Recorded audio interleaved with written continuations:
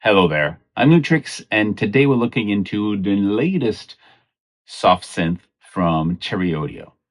It's a recreation of an older Crumar synthesizer, something a bit odd, but it's one thing that I love about Cherry Audio is it makes us discover synthesizers that either we didn't know of or we can't just get your hands on because it costs too much. This one is called the Crumar DS2.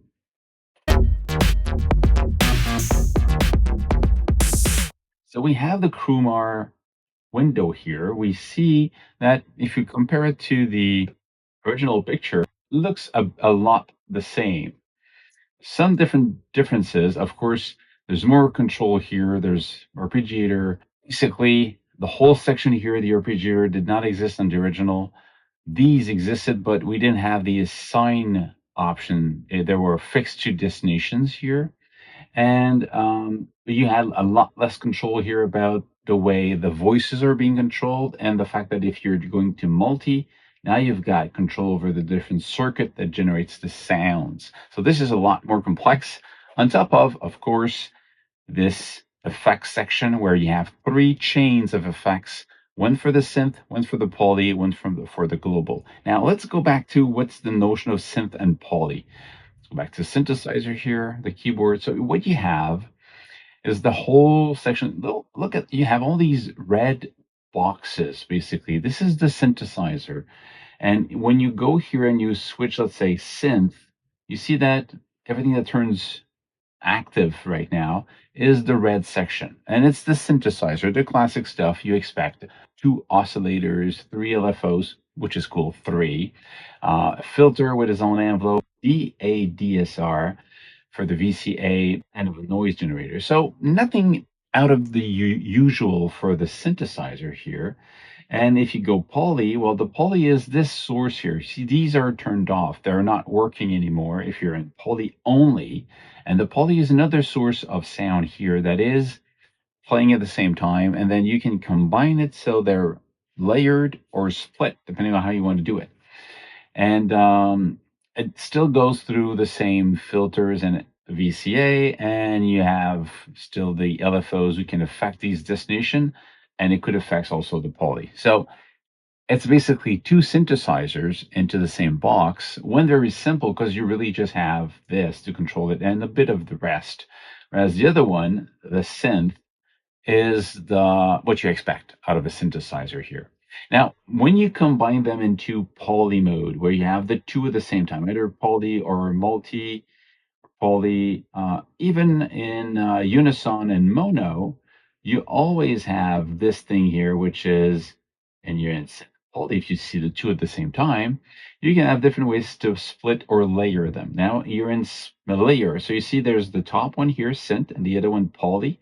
And you can select section if you want. So, well, this is where both of them will play, and everything else, when you go higher than this note, well, C#4, then you only have the synth, not the poly. So that's one way to do it.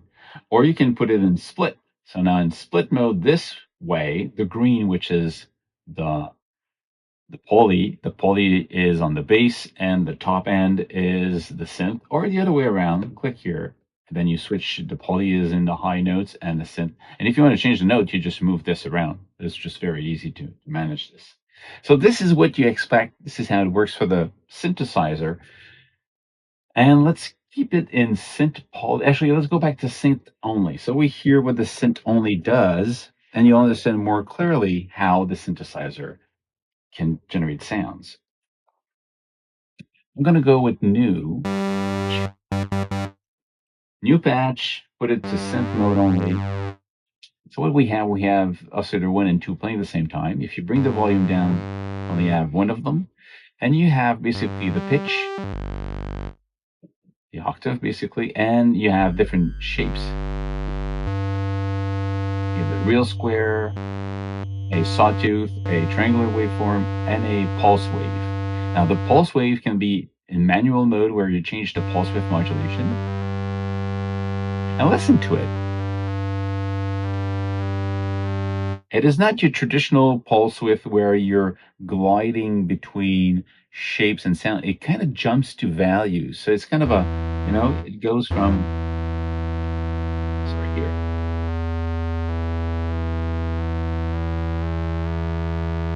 So if you do it slowly, you hear these jumps, but if you do it fast, it doesn't. Now, just for fun, you can just go here into the modulation matrix, or the LFOs, what they call it, mixers.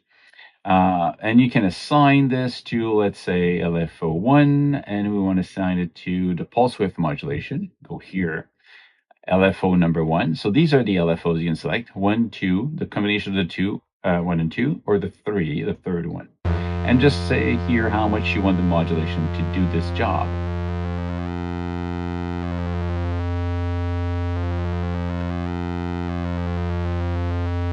That's this speed here with this shape here.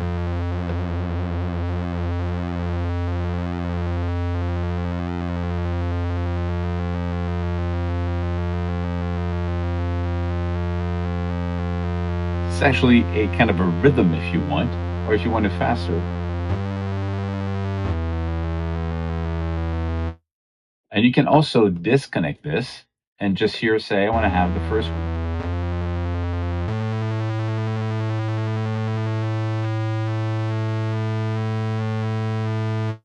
It's interesting, different.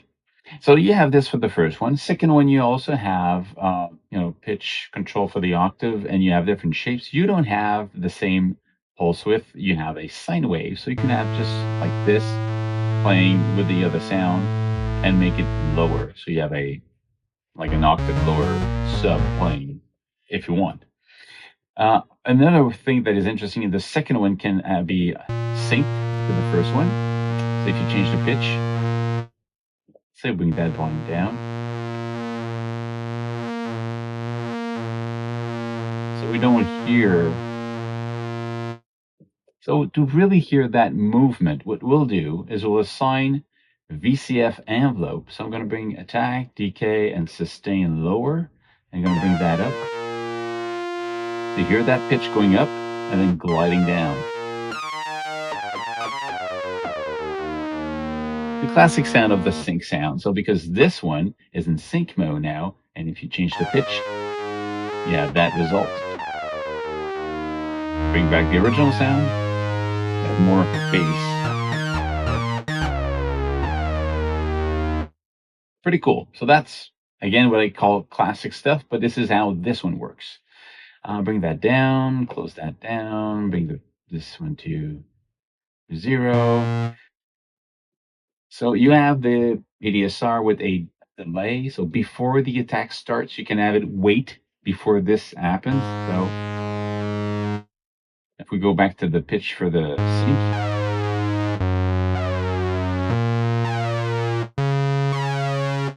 it's kind of it's something else having like a second note, but that's not it. It's really just a delay before the attack, which is 0, so very fast, and goes into decay right away.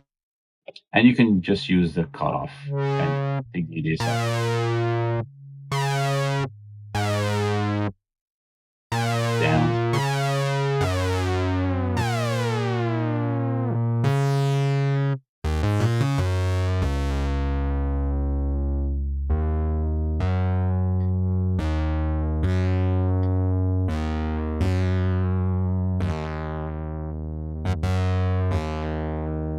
Can the filter scream?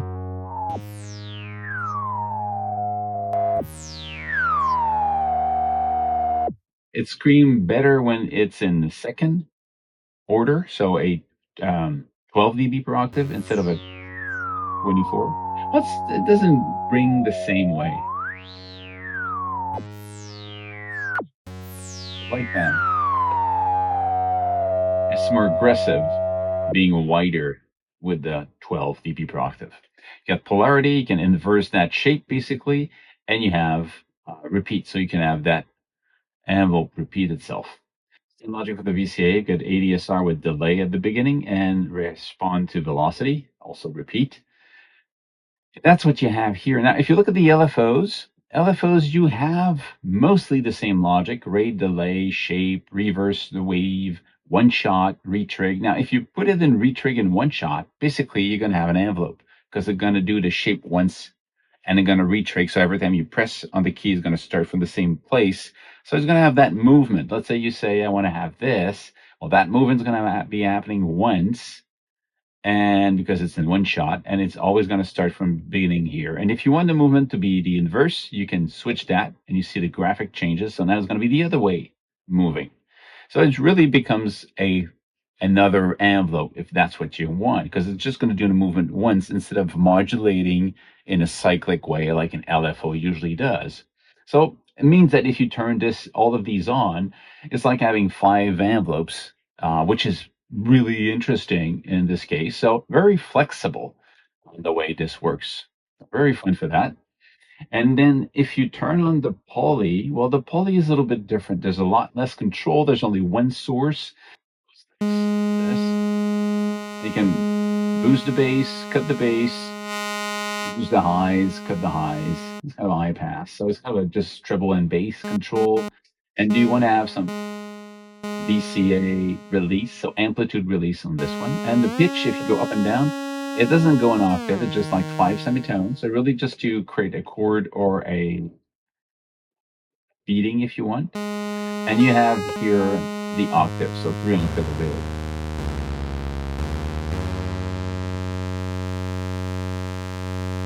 And if you activate the filter, it also affects this one. So the filter is for 1 and 2 and the poly. The other thing that is really interesting is when you put it into multi, like this one here. Let's say we go back to synth and poly. So we have the 2 of them playing right now. Let's bring that up. So we have these 2 playing, and we have this one. Okay, all of them are playing. So what we can do here is you can say 8 voices. So it's going to play 8 of these voices. So if I play just one key, see, it cycles through the 4 different, actually 8 different circuit to play the voice. But what it does is as they go, I mean, the first one is the untouched value. So the one that you see on screen here. And then you go to circuit 2. Circuit 2 is the same, but with, let's say, pitch of an octave higher. Then this one's going to be left. This one's going to be right. Now,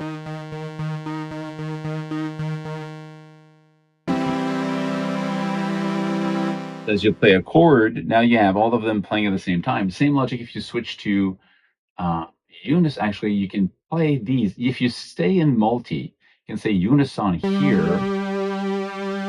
And what you hear are the 8 different sounds with these effects. So the panning and the pitch change, and filter closing and opening, and the VCA delay if you want. So these can be coming in later. And the VCA release, this one's going to be longer.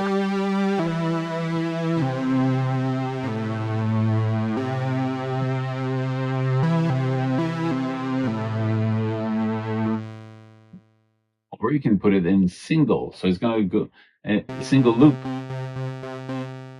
as you play. Let's say we put within the arpeggiator for the fun of it.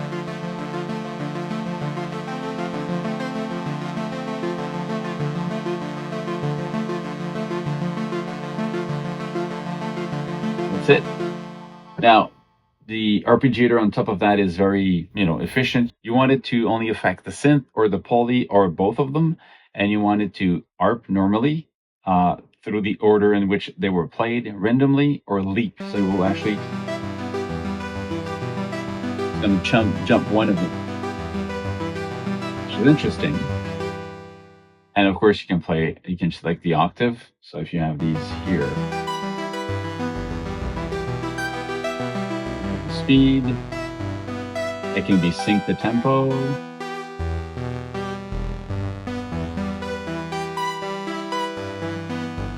Feel control, chance. So it doesn't play all the time, and swing.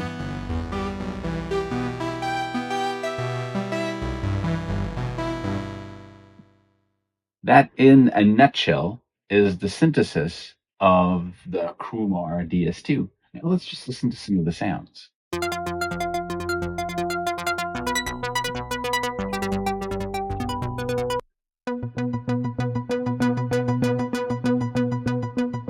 also have aftertouch.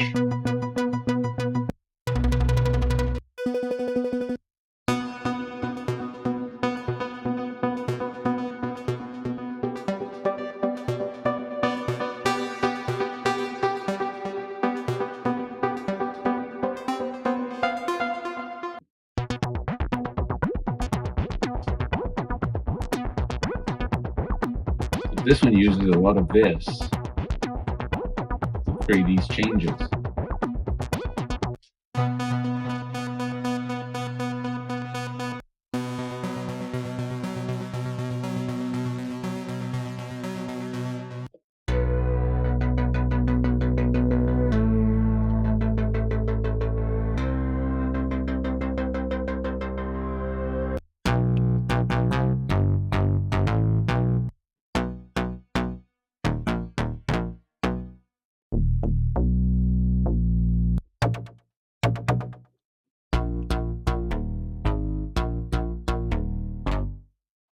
Turn on your sub or put your headphones, but this is just like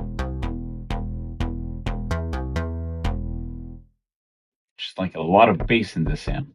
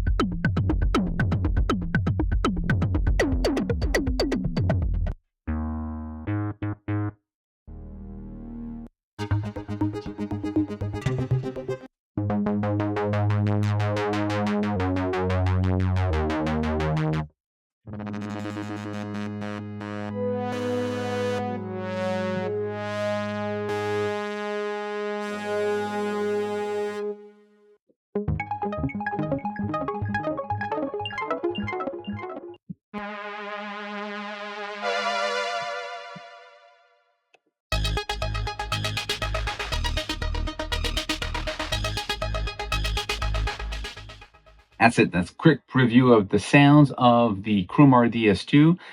I made another video where it's really just the sound playing in a demo with no talking. So check that one if you want to hear more of the presets. It's another great synthesizer from Cherry Audio. It just they do great sounding and fun to play with synthesizer. That's it. Stay safe, make music, and I see you soon. Cheers.